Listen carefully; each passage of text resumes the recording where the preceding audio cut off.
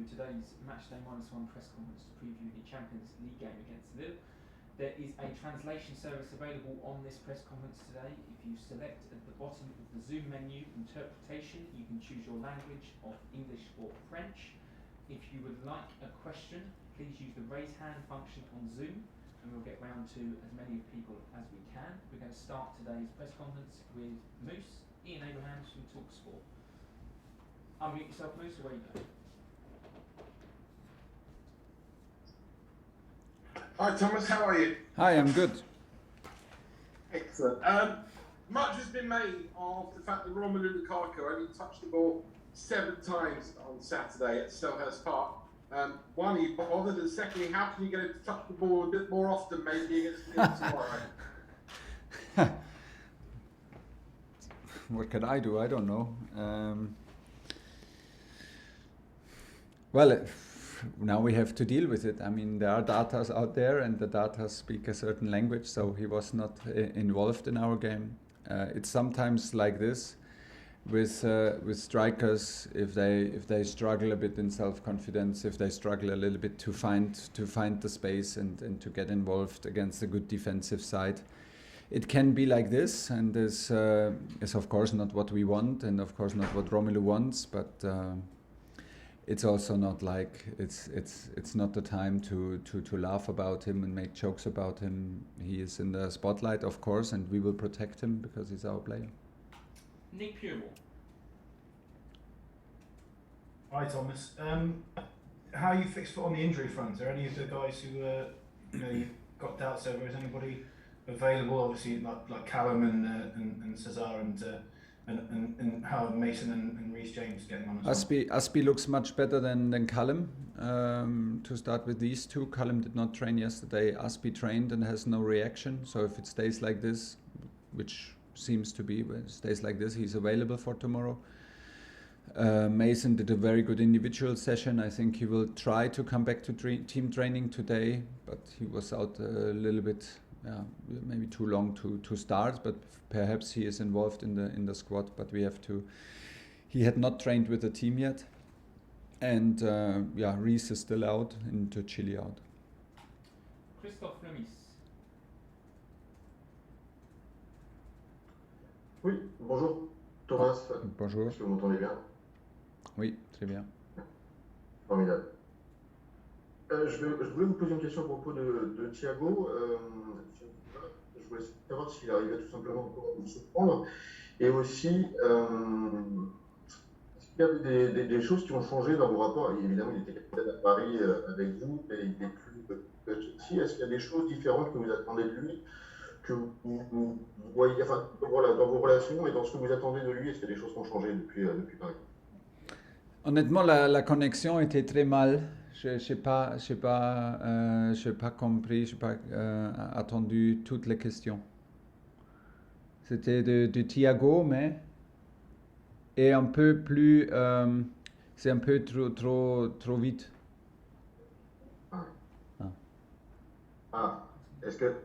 Est-ce que vous pouvez penser la question encore? Oui, bien sûr. Je me demandais tout d'abord si Thiago arrive encore à vous surprendre. Et deuxièmement, est-ce qu'il y a des choses qui ont changé dans ce que vous lui demandez, dans ce que vous attendez de lui, entre le PSG, où il était votre capitaine, et aujourd'hui? Mais bien sûr, les circonstances sont différentes parce que c'est un nouveau club et il y a des règles, il y a une atmosphère différente, c'est normal parce que tous les clubs ont une atmosphère spéciale et c'était une atmosphère spéciale à Paris et maintenant c'est le même à Chelsea et le club de Chelsea, ils ont une mentalité aussi une mentalité de gagner, une mentalité d'être fort et de jouer comme une équipe forte avec des joueurs avec grande expérience. Pour moi, c'était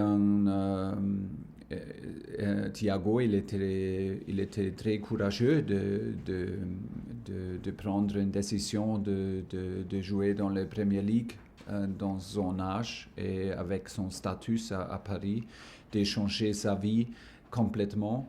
Et il était formidable depuis son arrivée. Et maintenant, c'est le même. C'est un grand plaisir d'être le coach de lui parce qu'il est un exemple tous les jours. Il est très, très humble. Il est super professionnel. Il joue exceptionnel. On a trouvé une formation avec, dans beaucoup de matchs de jouer avec le 3 en défense et il est super fort en milieu. Ça, il donne beaucoup avec son expérience et oui, c'est seulement bien parce qu'il est super fiable et il est le même gars et j'ai l'impression qu'il aime beaucoup, qu'il a eu le courage de changer sa vie à la fin de la carrière et c'est très impressionnant. Paul Gilmore, Sky Sports. Thank you. Hi, Thomas. Hi. Thomas, the big games keep coming for you at the moment. What Yep. impact will the fact you have a cup final and another big Champions League game next week have on the selection this week, and how do you prioritise and manage that? Yeah, not so much in the moment. We don't manage so much. It's about like for us in the moment to keep on going and find our rhythm where we struggle a little bit. Like there's no secret. It's a bit strange, to be very honest, to have like 2 league matches in Premier League in 6 weeks. It's really strange because it is always nicer and more familiar to sink into a competition and you know there are so many different levels of games now and we play a match and if you look at the table, some teams have 3 matches more than the others. Like it's a bit strange to understand the situation in which we are in the Premier League and you know if it's like this, I mean it's on the other hand nice because it tells us that we are still in a lot of competitions, what is our target, and it shows us that we are competitive and we take it match by match more than ever before. We tried always like this, but now is the moment to really be super focused on every little match and don't worry so much about the big picture because it will like make us look at a lot of different pictures and a lot of different environments. It's a huge difference between all these knockout matches, all these like a semi-final in Abu Dhabi, a final again in Carabao Cup, then suddenly a knockout match in the FA Cup that will come up. It's a big difference because like of course Premier League is a marathon and Premier League is not about knockout matches, it's about consistency. So it changes a lot, the environment, and we have to adapt because it's our schedule. But in terms of team management, we don't think ahead at the moment. We try to bring the very best group tomorrow that suits the best to what we want to implement on the pitch, and then we will take care about Sunday's match. Matt Dunn. Hi, Thomas. Back on the Lukaku conundrum, if I may. He's played 3 games all season with Reece James, and 3 with Ben Chilwell, 4 with Reece James, and never with both of them. Yeah. Are you playing a different style to what you imagined this season because of those injuries, Yeah. or does he have to work out how to play with Chelsea? Maybe both things. I mean, like of course, every style changes with long-term injuries of key players.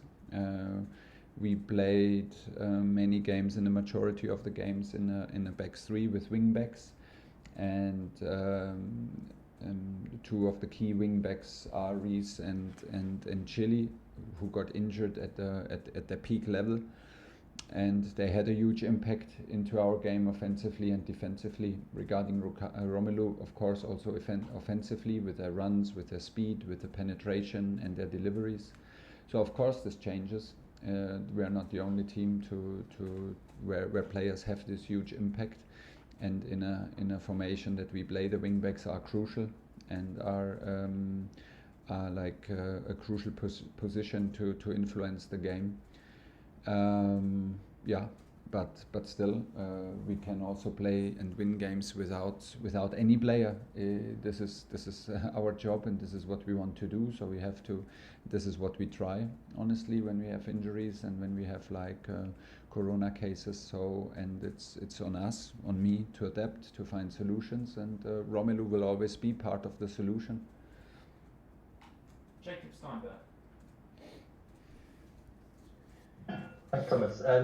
I just wonder what you made last week of the change in the away goals rule. Do you think it changed the way that the games are played in the Champions League, and do you think it made it slightly more defensive? And might that suit you, given that last year you won the Champions League, only conceding 2 goals in the knockout stages?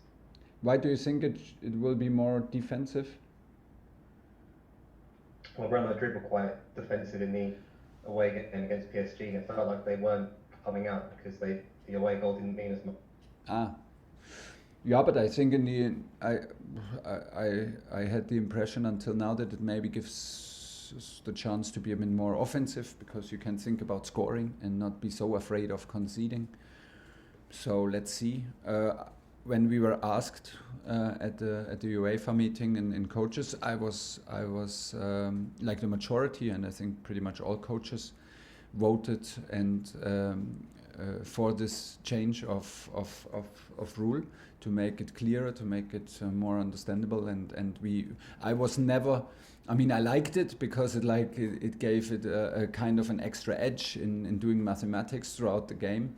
I understand that, and it was like also exciting, but at the same time I never fully understood why a 3-1 should be a better result than a 2-0. So like or like worse for one team. This is you can see it from both sides. Maybe it was harder to score 3, and this is maybe a better result than a 2-0, and to have a clean sheet to go into the second game. So. I like it because it's now it's clear. It's I think we maybe end up with more extra time and more penalties, because if you are now in even goals, it will go to extra time and you will not win by away goals. So let's see. We are aware of it, but it does actually, for us, I can just tell you, for us it does change nothing in the approach of the game tomorrow. We will try to keep a clean sheet. We will try to defend good and try to attack as good as possible. If at all, it changes a little bit in the approach to the second leg, that you don't have to think so much like what happens if we score a goal. How much do they need?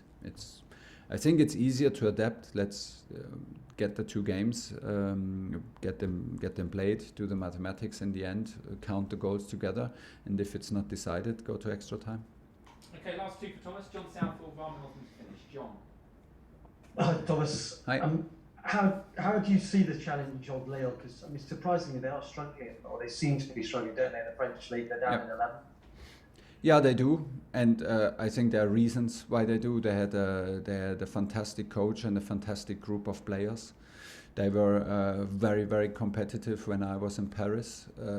You could feel that this is a strong group, a strong squad, a very emotional club, very difficult to play at in the stadium. But the bond, the quality of the players, quality of the coach was exceptional, and you could feel that they have a chance to fight constantly for a place in the Champions League. So last season they became champions, which is huge in France, of course. And from there they lost players and they lost the coach. So there's a huge how do you call it, like a huge change.